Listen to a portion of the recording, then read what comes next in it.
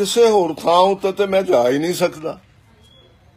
ਜੇ ਜਾਵਾਂ ਵੀ ਤੇ ਚੂਚੂ ਮੈਨੂੰ ਦਿਸਦਾ ਹੈ ਕਿ ਉੱਥੇ ਵੀ ਆ ਜਾਵੇਗਾ। ਇਸੇ ਤਰ੍ਹਾਂ ਕੋਈ ਸਿਗਰਟ ਹੈ ਤੁਹਾਡੇ ਕੋਲ?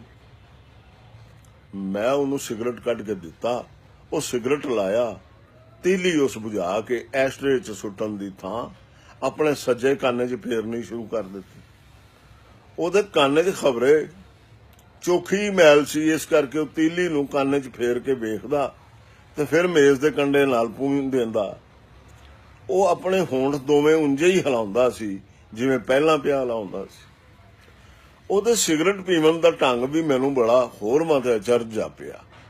ਉਹ ਸਿਗਰਟ ਨੂੰ ਚੀਚੀ ਦੇ ਨਾਲ ਰੱਖਿਆ ਆ ਸੀ ਤੇ ਜਿਵੇਂ ਹੁੱਕਾ ਪੀਵੀਦਾ ਉਵੇਂ ਹੱਥ ਮੀਟ ਕੇ ਉਹ ਬੜਾ ਭਰਵਾਂ ਸੂਟਾ ਛਿਕਦਾ ਸੀ ਤੇ ਜਦੋਂ ਧੂੰਆਂ ਛੱਡਦਾ ਸੀ ਉਦੋਂ ਮੇਰੇ ਤੇ ਉਹਦੇ ਵਿਚਕਾਰ ਇੱਕ ਸੰਘਣਾ ਬੱਦਲ ਹੋ ਜਾਂਦਾ ਸੀ, ਜਿਹਦੇ ਵਿੱਚੋਂ ਉਹਦੇ ਖੰਘਣ ਦੀ ਆਵਾਜ਼ ਮੇਰੇ ਕੰਨੀ ਪੈਂਦੀ ਸੀ।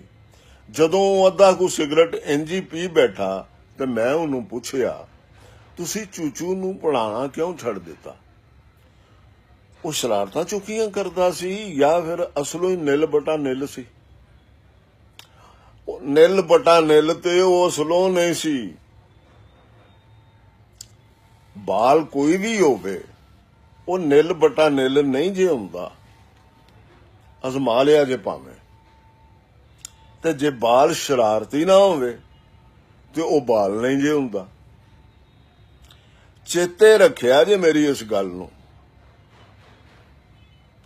ਮੈਂ ਤੁਹਾਨੂੰ ਦੱਸਣਾ ਕਿ ਮੈਂ ਉਹਨੂੰ ਪੜ੍ਹਾਉਣ ਤੋਂ ਕਿਉਂ ਨਸਿਆ। ਜਿਹੜੇ ਵੇਲੇ ਮੈਂ ਆਪਣਿਆ ਉਹਨਾਂ ਦੇ ਘਰ, ਉਸ ਬੂਹਾ ਖੋਲਦਿਆਂ ਨਾਲ ਹੀ ਮੈਨੂੰ ਪਛਾਣ ਲਿਆ ਤੇ ਮੇਰੇ ਵੱਡੇ ਭਰਾ ਦਾ ਨਾਂ ਲੈ ਕੇ ਆਖਣ ਲੱਗਾ, ਤੂੰ ਚਾਚੇ ਮੂਦੇ ਦਾ ਭਰਾ ਹੈ ਨਾ?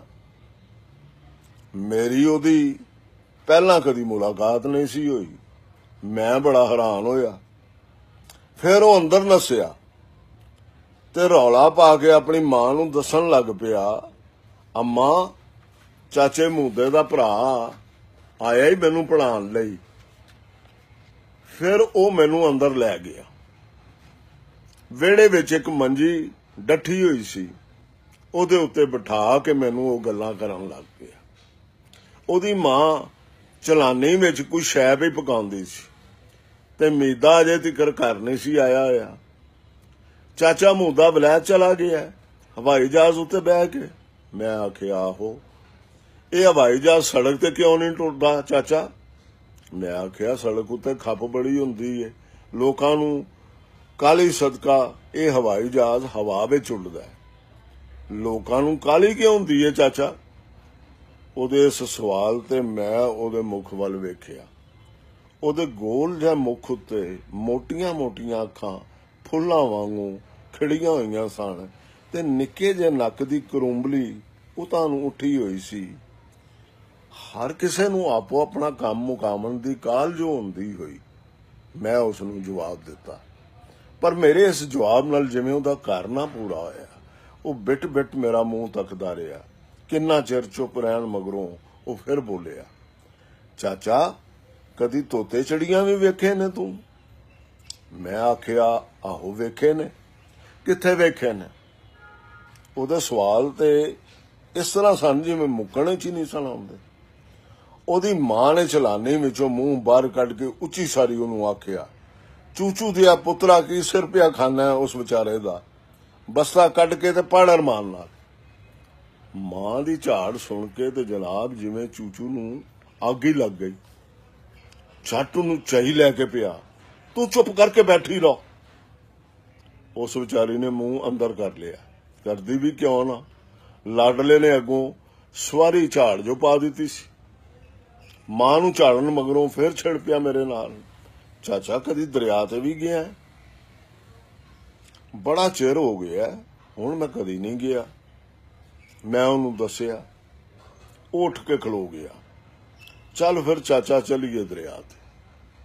ਉਹ ਮੇਰਾ ਹੱਥ ਫੜ ਕੇ ਖਿੱਚਣ ਲੱਗ ਪਿਆ। ਮੈਂ ਉਹਨੂੰ ਆਖਿਆ, ਪਹਿਲਾਂ ਪੜ ਲਈਏ, ਪਰ ਉਹ ਖਹਿੜੇ ਪੈ ਗਿਆ। ਹੁਣ ਆ ਕੇ ਪੜ ਲਵਾਂਗੇ, ਪਹਿਲਾਂ ਦਰਿਆ ਤੇ ਚੱਲੀਏ। ਉੱਥੇ ਤੋਤੇ ਚਿੜੀਆਂ ਵੇਖਾਂਗੇ, ਫਿਰ ਪਕਾ ਲਵਾਂਗੇ ਹਲਫ ਅਨਾਰ ਤੇ ਬੇਬਕਰੀ। ਉਹਦੀ ਮਾਂ ਨੇ ਇੱਕ ਵਾਰੀ ਫਿਰ ਚਲਾਨੀ ਚੋਂ ਮੂੰਹ ਕੱਢਿਆ, ਵੇ ਕਿਸੇ ਤੋਤੇ ਦੇ ਆ ਪੁੱਤਰਾ, ਬਹਿ ਜਾ ਅਰਮਾਨ ਨਾਲ ਤੇ ਆਪਣਾ ਸਬਕ ਪੜ੍ਹ। ਹੁਣ ਚੂਚੂ ਆਪਣੀ ਮਾਂ ਨੂੰ ਪਿਆ ਅੱਗੋਂ ਉੱਡਣੇ ਸੱਪ ਵਾਂਗੂ, ਨਿੱਕੀਆਂ ਨਿੱਕੀਆਂ ਨਾਸਾਂ ਫੁਲਾਉਂਦਾ ਹੋਇਆ। ਤੂੰ ਚੁੱਪ ਕਰਕੇ ਨਹੀਂ ਬੈਠਦੀ? ਉਹ ਅੱਗੋਂ ਚਿਮਟਾ ਲੈ ਕੇ ਪਈ ਇਸ ਵੀ ਮੁੱਕਾ ਵਿਖਾਇਆ ਉਹਨੂੰ। ਉਹ ਵਿਚਾਰੀ ਫਿਰ ਪਿਛਾਂ ਹੋ ਗਈ। ਬਸ ਜੀ ਚੂਚੂ ਲੈ ਟੁਰਿਆ ਮੈਨੂੰ ਦਰਿਆ ਤੇ ਬੰਨ ਤਿੱਕਰ, ਤੇ ਉਹ ਮੇਰੇ ਨਾਲ ਹੀ ਟੁਰਦਾ ਰਿਹਾ। ਪਰ ਬੰਨ ਟੱਪਦਿਆਂ ਸਾਰ ਹੀ ਉਹਦੇ ਪੈਰਾਂ 'ਚ ਜਿਵੇਂ ਬਿਜਲੀ ਭਰੀ ਗਈ। ਉਹ ਦਰਿਆ ਦੀ ਭਲ ਉੱਤੇ ਆਪਣੇ ਪੈਰਾਂ ਦੇ ਨਿਸ਼ਾਨ ਬਣਾਉਂਦਾ ਉੱਡਿਆ ਜਾਂਦਾ ਸੀ। ਉਹਦਾ ਮੂੰਹ ਦਰਿਆ ਦੇ ਕੰਢੇ ਬੇਲੇ ਵੱਲ ਸੀ। ਸਿਆਲਾਂ ਦੀ ਸ਼ਾਮ ਹੋਣ ਲੱਗ ਪਈ ਹੋਈ ਸੀ। ਸੂਰਜ ਕੁਝ ਪਲਾਂ ਤੀਕਰ ਡੁੱਬਣ ਵਾਲਾ ਹੀ ਸੀ। ਮੈਂ ਉਹਦੇ ਪੈਰਾਂ ਉੱਤੇ ਪੈਰ ਰੱਖਦਾ ਉਹਦੇ ਮਗਰੇ ਮਗਰ ਟੁਰਿਆ ਜਾਂਦਾ ਸਾਂ। ਪਾਲਾ ਉਂਝ ਵੀ ਚੋਖਾ ਸੀ, ਪਰ ਦਰਿਆ ਦੀ ਉਤਰਾਈ ਵਿੱਚ ਆ ਕੇ ਤੇ ਹੋਰ ਵੀ ਵਧੇਰਾ ਹੋ ਗਿਆ ਸੀ। ਆਲ ਦੁਆਲੇ ਇੱਕ ਡੂੰਘੀ ਚੁੱਪ ਪਸਰੀ ਹੋਈ ਸੀ ਤੇ ਬੇਲੇ ਦੇ ਰੁੱਖਾਂ ਦੇ ਮੁੱਢਾਂ ਕੋਲ ਦਰਿਆ ਦੀ ਕੁੰਜੀ ਹੋਈ ਫਾਟ ਚਾਂਦੀ ਦੇ ਤਾਰ ਵਾਂਗੂ ਵਿਖਾਲੀ ਪਈ ਦਿੰਦੀ ਸੀ। ਮੈਨੂੰ ਜਨਾਬ ਜਿਵੇਂ ਨਸ਼ਾ ਜਿਹਾ ਹੋ ਗਿਆ ਤੇ ਮੈਂ ਨਸ਼ੇ ਦੀ ਲੋਰ ਵਿੱਚ ਹੀ ਆਪਣੇ ਆਪ ਤੋਂ ਬੇਥਵਾ ਡੁਰਿਆ ਜਾਂਦਾ ਸੀ। ਬੇਲੇ ਕੋਲ ਜਾ ਕੇ ਮੈਂ ਚੂਚੂ ਨੂੰ ਭਾਲਿਆ, ਪਰ ਚੂਚੂ ਮੈਨੂੰ ਵਿਖਾਲੀ ਨਾ ਦਿੱਤਾ। ਉਹ ਤਾਂ ਜਿਵੇਂ ਕਿਧਰੇ ਖੜੀਚ ਗਿਆ ਸੀ। ਮੈਂ ਬੇਲੇ 'ਚ ਵੜ ਕੇ ਉਰਾਂ ਪਰਾਂ ਨਿਗਾਹ ਮਾਰੀ। ਅਸਮਾਨੋਂ ਕਿਰਦੇ ਹਨੇਰੇ ਵਿੱਚ ਉਹ ਮੈਨੂੰ ਵਿਖਾਲੀ ਨਾ ਦਿੱਤਾ। ਮੈਂ ਉਹਦੇ ਵੱਲੋਂ ਡਰ ਗਿਆ ਤੇ ਕਾਬਰ ਕੇ ਉਹਨੂੰ ਲੱਭਣ ਲੱਗ ਪਿਆ। ਅੰਤੋਂ ਮੈਨੂੰ ਇੱਕ ਰੁੱਖ ਥੱਲੇ ਬੈਠਾ ਹੋਇਆ ਦਿਸ ਪਿਆ। ਮੈਂ ਜਦੋਂ ਉਹਦੇ ਕੋਲ ਅੱਪੜਿਆ, ਉਸ ਆਪਣੇ ਹੋਠਾਂ ਉੱਤੇ ਉਂਗਲ ਧਰ ਕੇ ਮੈਨੂੰ ਚੁੱਪ ਰਹਿਣ ਲਈ ਆਖਿਆ ਤੇ ਫਿਰ ਬਹਿ ਜਾਣ ਦੀ ਸੈਨਤ ਕੀਤੀ। ਮੈਂ ਉਹਦੇ ਕੋਲ ਹੀ ਇੱਕ ਦੂਜੇ ਰੁੱਖ ਹੇਠਾਂ ਬਹਿ ਗਿਆ ਤੇ ਉਹਨੂੰ ਵੇਖਣ ਲੱਗ ਪਿਆ।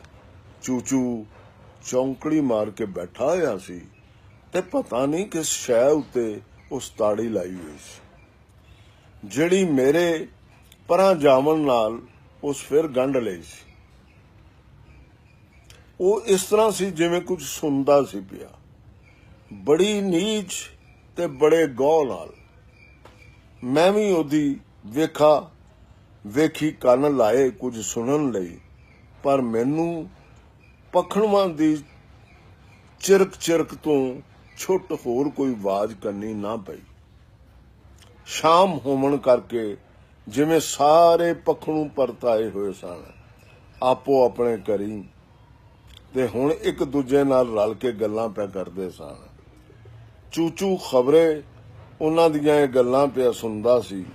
ਏਡੀ ਸਾਧਨਾ ਸਾਧ ਕੇ ਹਨੇਰਾ ਹੁਣ ਗੂੜਾ ਹੁੰਦਾ ਜਾਂਦਾ ਸੀ।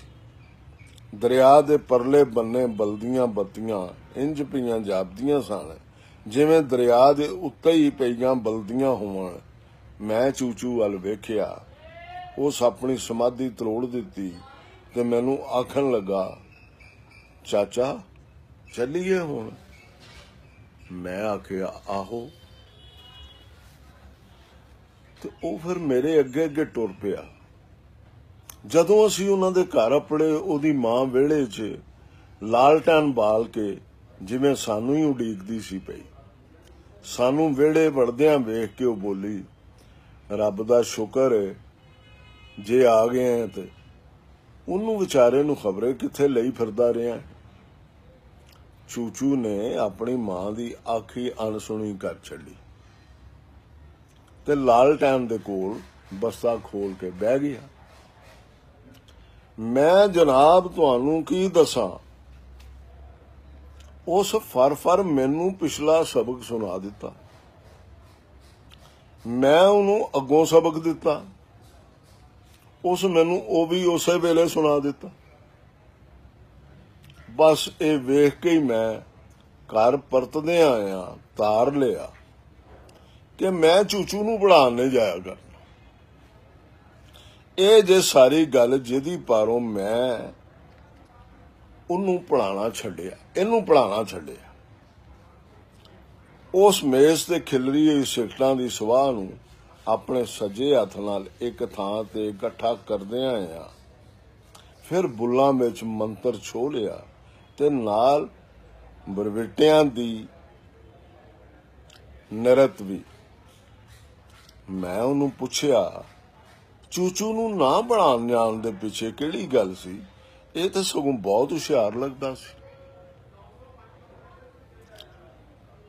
ਬਸ ਮੈਨੂੰ ਡਰ ਜਿਹਾ ਆਉਣ ਲੱਗ ਪਿਆ ਇਹਦੇ ਕੋਲੋਂ। ਪਰ ਤੁਸੀਂ ਤੇ ਆਖਦੇ ਹੋ ਕਿ ਇਹ ਪੂਤਨਾਈਆਂ ਛਲੇਡਾ ਨਹੀਂ। ਮੈਂ ਉਹਨੂੰ ਇੱਕ ਵਾਰੀ ਫਿਰ ਟੋਲਿਆ, ਪੂਤਨਾ ਜਾਂ ਛਲੇਡਾ ਇਹ ਤਾਂ ਸਵਾਲ ਹੀ ਪੈਦਾ ਨਹੀਂ ਹੁੰਦਾ। ਬਸ ਮੈਨੂੰ ਉਂਝ ਹੀ ਇਹਦੇ ਕੋਲੋਂ ਡਰ ਆਉਣ ਲੱਗ ਪਿਆ। ਨਾਲੇ ਪੜ੍ਹਾਈ ਦਾ ਤੇ ਉਹਨੂੰ ਹੈ ਜਿਹੜਾ ਅਨਪੜ੍ਹ ਹੋਵੇ। ਇਹ ਹੁਣ ਕੋਈ ਅਨਪੜ੍ਹ ਤੇ ਹੈ ਨਹੀਂ ਸੀ, ਭਾਵੇਂ ਇਹਦੀ ਉਮਰ ਚੋਖੀ ਨਹੀਂ ਸੀ। ਅਸਲੋਂ ਬਾਲ ਹੀ ਸੀ ਇਹ ਉਦੋਂ। ਉਸ ਮੈਨੂੰ ਸਮਝਾਉਂਦੇ ਆਖਿਆ, ਅੱਛਾ ਤੇ ਕਿੰਨਾ ਕੁ ਚਿਰ ਹੋ ਗਿਆ ਇਸ ਗੱਲ ਨੂੰ?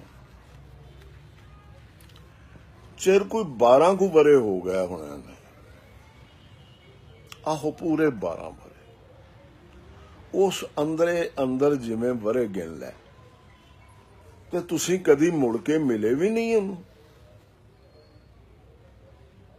ਤੇ ਤੁਸੀਂ ਕਦੀ ਮੁੜ ਕੇ ਮਿਲੇ ਵੀ ਨਹੀਂ ਇਹਨੂੰ? ਨਾ, ਅਸਲੋਂ ਨਾ। ਮਿਲਦਾ ਕੀ? ਇਹ ਤੇ ਬਾਦਸ਼ਾਹ ਇੱਕ ਦਿਨ ਇਹਦੀ ਮਾਂ ਆਈ ਸਾਡੇ ਘਰ। ਇਹ ਚੂਚੂ ਗਵਾਚ ਗਿਆ। ਮੇਰੀ ਮਾਂ ਕੋਲ ਬਹਿ ਕੇ ਕਿੰਨਾ ਚਿਰ ਰੋਂਦੀ ਰਹੀ ਵਿਚਾਰੀ। ਅਖੇ ਪੂਰਾ ਮਹੀਨਾ ਹੋ ਗਿਆ, ਬਸ ਘਰੋਂ ਨਿਕਲਿਆ ਮੁੜ ਕੇ ਆਇਆ ਹੀ ਨਹੀਂ। ਖਬਰੇ ਕਿੱਧਰ ਨੂੰ ਨਿਕਲ ਗਿਆ ਤੇ ਕੌਣ ਉਹਨੂੰ ਅਗਾਂਹ ਦਾ ਅਗਾਂਹ ਲੈ ਗਿਆ। ਮੇਰੇ ਇੱਕੋ ਇੱਕ ਪੁੱਤਰ ਨੂੰ। ਫਿਰ ਕੋਈ 2 ਕੁ ਮਹੀਨਿਆਂ ਮਗਰੋਂ ਮੀਦਾ ਆਇਆ ਸਾਡੇ ਘਰ। ਬੁੱਢਾ ਕਾਂ ਹੋ ਗਿਆ ਆਇਆ ਸੀ। ਅਸਲੋਂ 2 ਮਹੀਨਿਆਂ ਵਿੱਚ ਹੀ ਮੇਰੀ ਮਾਂ ਨੂੰ ਆਖਣ ਲੱਗਾ, ਅੰਮਾ ਹੁਣ ਤੇ ਐਵੇਂ ਦੇਣੀ ਪੂਰੇ ਕਰਨ ਵਾਲੀ ਗੱਲ ਏ। ਹਰ ਥਾਂ ਹਰ ਨੁੱਕਰ ਫੋਲ ਮਾਰੀ ਏ, ਪਰ ਚੂਚੂ ਨਹੀਂ ਲੱਭਾ। ਖਬਰੇ ਜਿਉਂਦਾ ਕਿ ਮਰ ਗਿਆ। ਨਾਲ ਹੀ ਉਹਦੀਆਂ ਅੱਖਾਂ ਚੋਂ ਅਥਰੂ ਆ ਗਏ। ਪਰ ਮੈਂ ਹੈਰਾਨ ਸਾਂ ਕਿ ਇਹ ਆਖਦੇ ਨੇ ਚੂਚੂ ਖੜੀਚ ਗਿਆ। ਮੈਨੂੰ ਤੇ ਰੋਜ਼ ਰਾਤ ਨੂੰ ਆਣ ਕੇ ਮਿਲਦਾ। ਅਖੇ ਚੱਲ ਦਰਿਆ ਤੇ ਚੱਲੀਏ, ਤੋਤੇ ਚਿੜੀਆਂ ਵੇਖੀਏ, ਫਿਰ ਪਕਾ ਲਵਾਂਗੇ ਅਲਫ ਅਨਾਰ ਤੇ ਬੇਬਕਰੀ। ਤੁਸੀਂ ਉਹਨਾਂ ਨੂੰ ਦੱਸਿਆ ਨਾ ਕਿ ਤੁਹਾਨੂੰ ਚੂਚੂ ਰੋਜ਼ ਰਾਤ ਨੂੰ ਮਿਲਣ ਆਉਂਦਾ? ਦੱਸਿਆ ਸੀ ਕਿ, ਪਰ ਉਹ ਮੰਨਦੇ ਹੀ ਨਹੀਂ ਸਨ। ਮੈਂ ਉਹਨਾਂ ਨੂੰ ਰਾਤ ਨੂੰ ਸੱਦਿਆ ਵੀ। ਚੂਚੂ ਆ ਕੇ ਮੈਨੂੰ ਆਖਦਾ ਰਿਹਾ ਦਰਿਆ ਤੇ ਜਾਵਣ ਦਾ ਉਹਨਾਂ ਦੇ ਸਾਹਮਣੇ, ਪਰ ਉਹ ਆਖਣ ਲੱਗੇ ਅਖੇ ਸਾਨੂੰ ਤੇ ਉਹ ਦਿਸਿਆ ਹੀ ਨਹੀਂ। ਮੈਂ ਆਖਿਆ ਠੀਕ ਹੈ, ਨਹੀਂ ਦਿਸਿਆ ਤੇ ਨਾ ਸਹੀ, ਖਾਓ ਖਸਮਾਂ ਦਾ ਸਿਰ। ਤੁਸੀਂ ਉਹਨੂੰ ਨਾਲ ਹੀ ਨਹੀਂ ਲਿਜਾਣਾ ਚਾਹੁੰਦੇ, ਨਾ ਲਿਜਾਓ, ਰੋਂਦੇ ਫਿਰੋ। ਤੇ ਇਸੇ ਤਰ੍ਹਾਂ ਸਰਕਾਰ ਮੇਰੀ, ਇਹ ਮੇਰੇ ਕੋਲ ਹੀ ਰਹਿ ਗਿਆ, ਮੇਰੇ ਕੋਠੇ ਵਿੱਚ। ਪਹਿਲਾਂ ਇਹ ਮੇਰੇ ਕੋਠੇ ਵਿੱਚੋਂ ਬਾਹਰ ਨਹੀਂ ਸੀ ਨਿਕਲਦਾ, ਪਰ ਹੁਣ ਹਰ ਵੇਲੇ ਹੀ ਮੇਰੇ ਨਾਲ ਰਹਿੰਦਾ ਹੈ ਤੇ ਭੰਡੀ ਪਾਈ ਰੱਖਦਾ ਹੈ ਦਰਿਆ ਤੇ ਜਾਮਣ ਦੀ। ਮੈਂ ਇਹਦੀ ਭੰਡੀ ਤੋਂ ਚੋਖਾ ਅੱਕਿਆ ਹੋਇਆ। ਅੱਕਾਂ ਵੀ ਕਿਉਂ ਨਾ ਸੌਣ ਦਿੰਦਾ, ਨਾ ਕੰਮ ਕਰਨ ਦਿੰਦਾ। ਬਸ ਇੱਕੋ ਗੱਲ ਹੀ ਫੜੀ ਹੋਈ ਸੂ, ਚੱਲ ਦਰਿਆ ਤੇ ਚੱਲੀਏ। ਉਸ ਆਪਣੀ ਗੱਲ ਪੂਰੀ ਨਾ ਕੀਤੀ ਤੇ ਆਪਣੀ ਥਾਂ ਉੱਠ ਖਲੋਤਾ। ਚੰਗਾ ਜਨਾਬ, ਮੈਂ ਚੱਲਣਾ ਹੁਣ। ਵਿਚਾਰਾ ਉਡੀਕਦਾ ਹੋਣਾ ਮੈਨੂੰ ਬਾਹਰ ਬੈਠਾ ਹੋਇਆ, ਤੇ ਉਹ ਮੇਰੇ ਨਾਲ ਹੱਥ ਮਿਲਾਇਓ ਬਿਨਾ ਬੜੀ ਕਾਲ ਨਾਲ ਹੋਟਲ ਦੇ ਬੂਹੇ ਵੱਲ ਟੁਰ ਪਿਆ। ਮੈਂ ਵੀ ਛੇਤੀ ਨਾਲ ਵੇਟਰ ਨੂੰ ਪੈਸੇ ਦਿੱਤੇ ਤੇ ਉਹਦੇ ਮਗਰੇ ਹੀ ਨਿਕਲ ਗਿਆ। ਬਾਹਰ ਨਿਕਲ ਕੇ ਮੈਂ ਵੇਖਿਆ ਉਹ ਇੱਕ ਪਾਸੇ ਹਨੇਰੇ 'ਚ ਖਲੋਤਾ ਆਖਦਾ ਸੀ ਪਿਆ, ਆ ਵੀ ਚਲੀਏ, ਮਾਫ ਕਰੀ ਤੈਨੂੰ ਚੋਖਾ ਉਡੀਕਣਾ ਪਿਆ। ਤੇ ਫਿਰ ਇਕੱਲਾ ਹੀ ਹਨੇਰੇ ਵਿੱਚ ਇੱਕ ਪਾਸੇ ਨੂੰ ਟੁਰ ਗਿਆ।